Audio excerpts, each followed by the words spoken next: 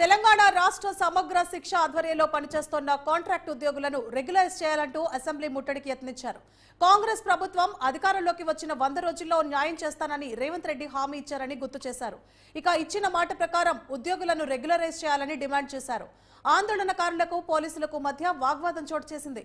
దీంతో వారిని పోలీసులు అరెస్టు చేసి స్టేషన్ కు తరలించారు.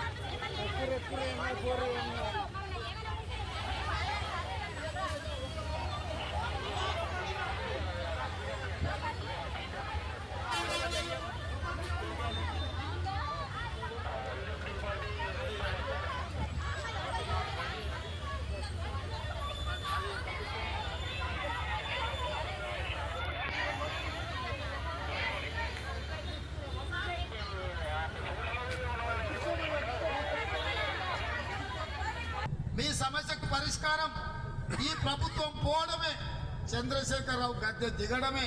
మీరు అది గుర్తించినప్పుడే మీ సమస్యకు పరిష్కారం దొరుకుతుంది. మీ పట్ల మాకున్న అభిమానం, మీ నియామకం చేపట్టిందే మేము. మీకు ఉద్యోగ అవకాశాలు ఇప్పించింది కాంగ్రెస్ పార్టీ. మరి ఇవాళ మిమ్మల్ని ఆదుకునే బాధ్యత కూడా కాంగ్రెస్ పార్టీ తీసుకుంటుంది. కాంగ్రెస్ పార్టీ అధ్యక్షుడిగా తప్పకుండా 100 రోజుల్లో తెలంగాణ రాష్ట్రంలో కాంగ్రెస్ పార్టీ అధికారంలోకి వస్తుంది. మిమ్మల్ని మీ సంఘాల నాయకులను పిలిపించి హైదరాబాద్లో సచివాలయంలో దర్బార్గా మిమ్మల్ని కూర్చోబెట్టి మీ సమస్యలు మాట్లాడి, మా ఆడబిడ్డల సమస్యలు చాలా చెప్పిండ్రు. నేను ప్రస్తావించకపోయినా ఆ సమస్యల పట్ల నాకు అవగాహన ఉన్నది.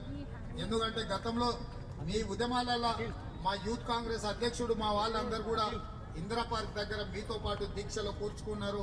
ఆ రోజు నేను రాలేకపోయినా మా రాష్ట్ర యూత్ అధ్యక్షుడు శివసేనను వాళ్ళందరినీ మీకు అండగా పంపించడం జరిగింది. ఈ సంపాదించే పట్ల మీరు లేవనెత్తుతున్న అంశాల పట్ల నాకు సంపూర్ణమైన అవగాహన ఉన్నది. ఇవి పరిష్కరించలేనంత జటిలమైన సమస్యలు కూడా రావు. ఇవాళ ప్రభుత్వం అనుకుంటే 1 గంటల మీ సమస్యలు పరిష్కారం అవుతాయి. మిమ్మల్ని కూర్చోబెట్టి మాట్లాడితే పరిష్కరించగలిగిన సమస్యలు అనుకుంటే అక్కడనే మిమ్మల్ని కూర్చోబెట్టి మీరు ఛాయ్ తాగే లోపల జీవో ఇచ్చి మిమ్మల్ని పంపించవచ్చు.